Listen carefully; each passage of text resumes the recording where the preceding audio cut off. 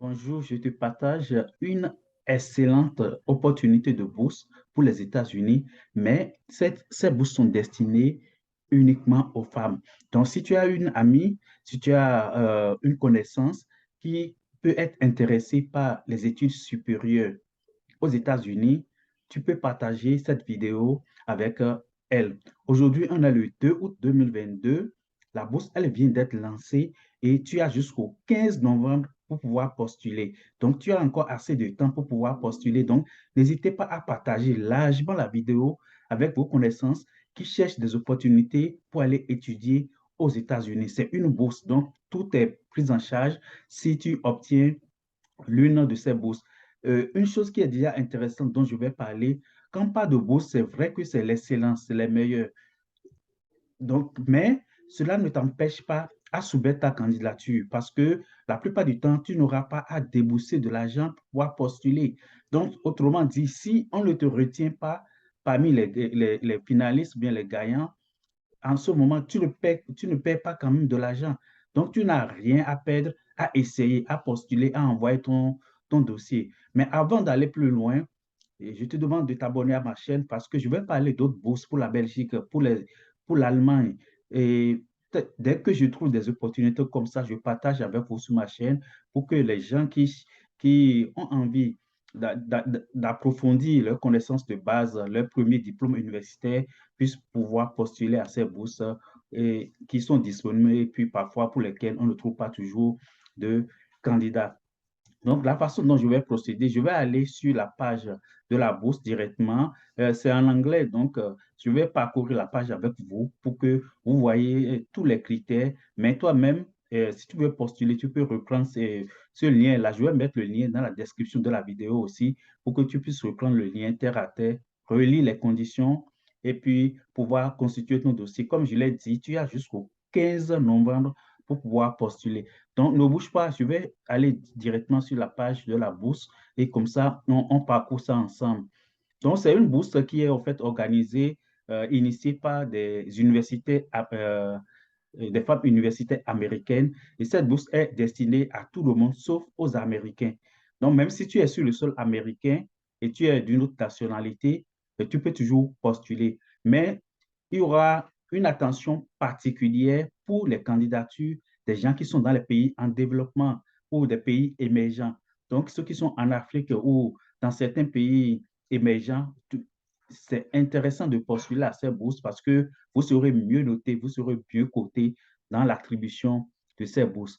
Voilà, je l'ai dit en introduction, la bourse a été lancée seulement hier, le 1er août, et tu as jusqu'au 15 novembre pour pouvoir postuler. Et si tu gagnes une de ces bourses-là, parce que c'est les bourses pour les études supérieures, donc tu peux pour aller faire un master, un doctorat ou bien un postdoc.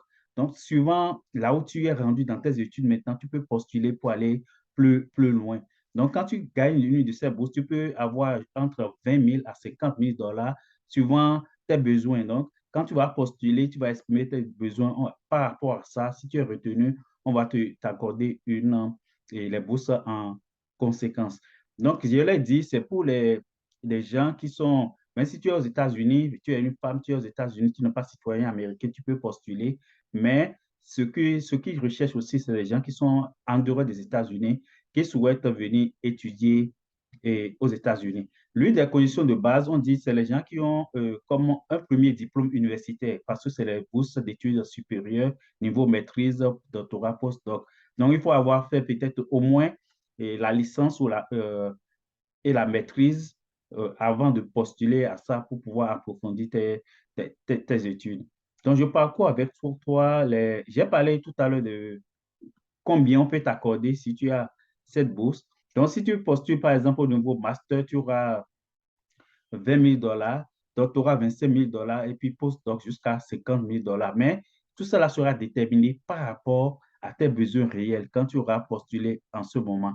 Donc, la bourse, elle vient d'être lancée, je l'ai dit, le 1er août et on a jusqu'au 15 août, 15 novembre plutôt, 15 novembre midi, 15 novembre à midi pour pouvoir envoyer sa candidature. Donc, si tu envoies ta candidature, il faut surveiller tes courriels, d'accord? Parce que les personnes qui sont retenues seront informées le 15 avril 2023. Donc, il faut vraiment, tu n'as rien à faire, il faut juste suivre tes courriels en ce moment-là. Donc, les postulants qui ont été retenus sont supposés commencer peut-être en juillet dans un an, en juillet 2023 jusqu'à juin 2024. Donc, ça peut être une bourse qui est accordée sur un an juste pour approfondir euh, tes études. Donc, les conditions et d'éligibilité. Donc, c'est ça ici. Donc, c'est une bourse internationale. Donc, tu seras en concurrence avec beaucoup d'autres d'autres pays. Mais c'est pas, faut pas regarder ça, faut pas, à cause de ça, être, je veux dire, réticent. Il faut postuler parce qu'on ne te demande pas l'argent pour postuler. Donc, mais si tu n'es pas retenu, ce ne sera pas la fin du monde. Tu peux même réessayer les années qui viennent parce que dans les conditions, même si tu appliques cette année, tu n'es pas retenu, l'année prochaine, tu peux toujours postuler autant que tu veux jusqu'à ce que tu sois ta candidature. Parce que les candidatures, comment ça se passe pour les bourses, c'est qu'on met les candidatures en concurrence. Donc, parmi tous les dossiers qui ont été retenus, c'est par rapport à ça, ces dossiers qui vont juger pour prendre les meilleurs parmi le lot. Donc, si tes résultats scolaires ou tes résultats académiques sont meilleurs que les gens qui ont envoyé leur candidature pendant cette période, pendant cette vague, tu peux avoir une chance de t'en sortir facilement. Donc, je l'ai dit dans l'introduction, cette bourse est offerte aux femmes, ou aux femmes de façon, aux femmes surtout. Et je l'ai dit aussi, les candidats qui ont déjà postulé, qui ne sont pas retenus, peuvent encore postuler. Donc, pour être retenu, euh, les critères de base, donc j'ai dit qu'il faut être citoyen d'un autre pays autre que les États-Unis. Je vais passer rapidement parce que je vais mettre le lien pour que tu puisses lire aussi. Euh, donc, j'ai dit qu'il faut avoir un premier diplôme universitaire, envoyer son dossier avant le 15 novembre 2022. Donc, il y a quelque chose qui est important aussi. Tu dois démontrer qu'au terme des études, quand tu auras terminé tes études aux États-Unis, tu dois retourner au pays. Donc, qu'est-ce qu'on donne souvent? C'est que tu demandes à ton employeur actuel de te faire une lettre de réengagement. Cela veut dire que là où tu travailles maintenant, ou bien si tu es encore à l'université, il faut mettre un document dans ton dossier qui montre que tu es venu juste étudier aux États-Unis, mais tu n'as pas l'intention de rester là-bas éternellement.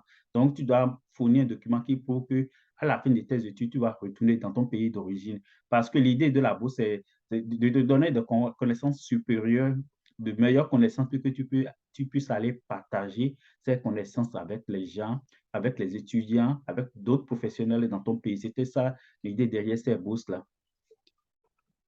C'est important, on l'a dit, la bourse est aux États-Unis, donc il y aura des critères. Dans les critères de sélection, il y aura des critères de langue.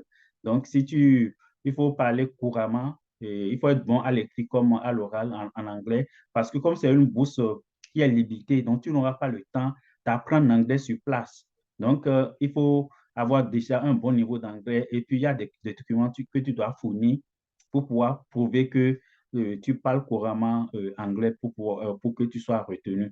Donc, ces documents sont cités dans le lien que je vais te donner. Je vais mettre dans la description de la vidéo. Tu vas regarder le lien pour voir quels documents tu dois fournir. Maintenant, on est en août, on a encore août, septembre, octobre. Tu as environ 3 mois encore pour essayer de passer les examens, les tests qu'ils vont demander pour pouvoir prouver ton niveau en anglais et envoyer ton dossier de candidature. Donc, il y a différentes sortes tu veux postuler pour des masters, doctorat, je l'ai dit, postdoc, je l'ai dit aussi. Il est possible aussi de postuler pour comme des formations euh, en ligne. Il y a des programmes en ligne parce que depuis le coronavirus, il y a plusieurs universités qui ont développé des programmes en ligne.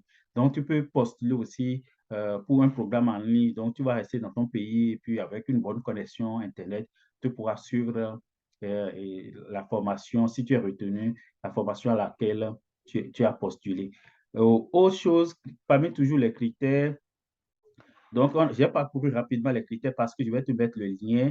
Donc, il y a un comité d'experts que le comité va se réunir pour pouvoir valider tous les dossiers, comparer les dossiers pour pouvoir retenir euh, les meilleurs dossiers. Donc, je l'ai dit tantôt aussi, Donc, les critères, surtout les gens qui sont dans les pays développés, et puis les critères de choix aussi, démontrer que tu dois retourner dans ton pays.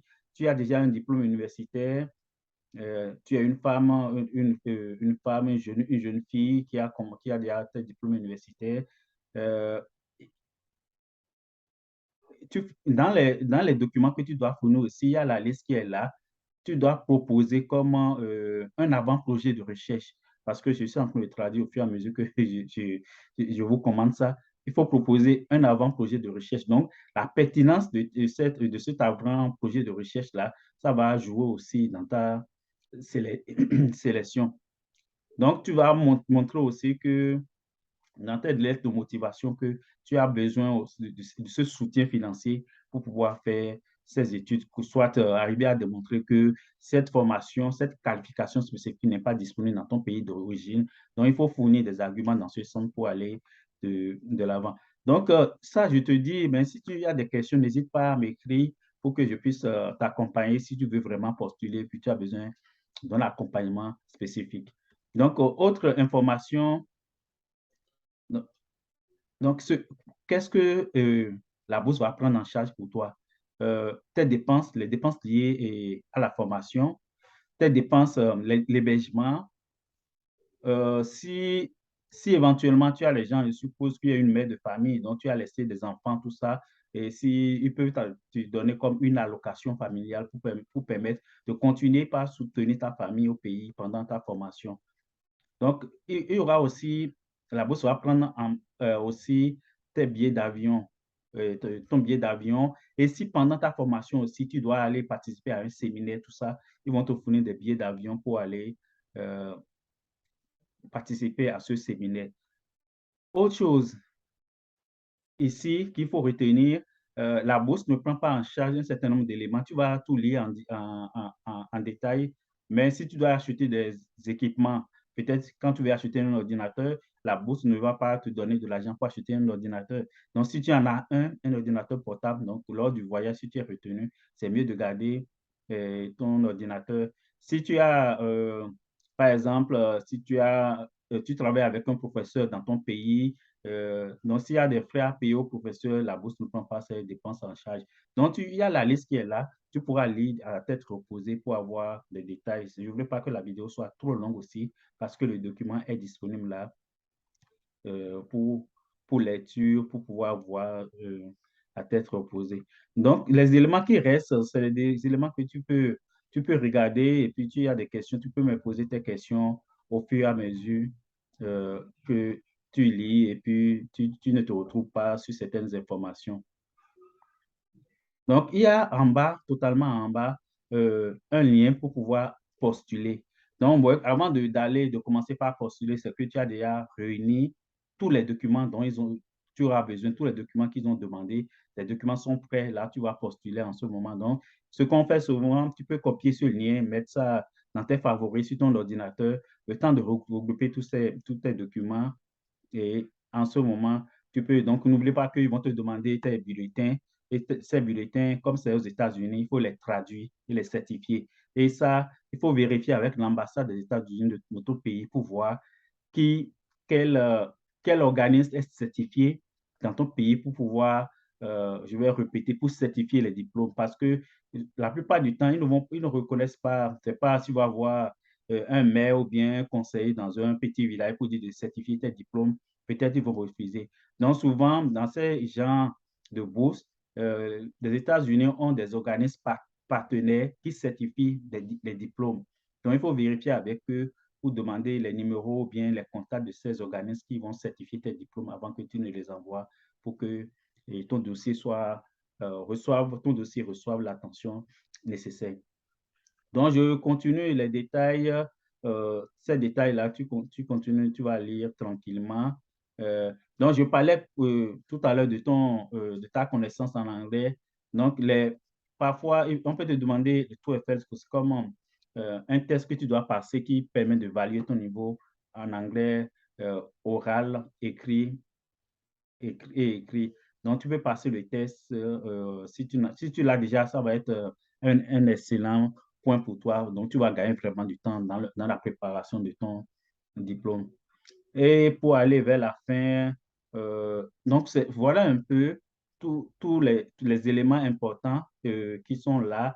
Ce qui est important dans tous les documents que tu dois envoyer, il faut que ton nom soit bien inscrit sur, sur les documents et les noms de tes écoles. Donc, c'est des documents d'abord très lisibles, bien lisibles et qui mentionnent clairement ton nom, tes formations antérieures pour que ces documents soient pris en charge pour pouvoir être évalués.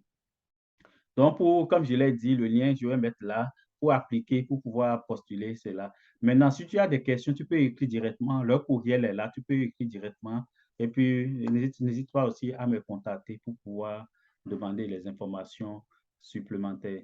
Donc, comme je l'ai dit, donc, je vais partager ici au fur et à mesure, si je tombe sur ces opportunités, je les partage sur ma page pour permettre à ceux qui sont à la recherche de ces opportunités pour aller étudier à l'extérieur, puissent découvrir ces opportunités et pouvoir postuler. Donc, comme je l'ai dit, n'hésite pas à partager, à envoyer cette vidéo à tes amis, surtout les femmes, tes amis, tes camarades d'université qui cherchent des opportunités. Donc, c'est une bourse qui prend en charge pratiquement tout pour aller étudier aux États-Unis. N'hésite pas à partager.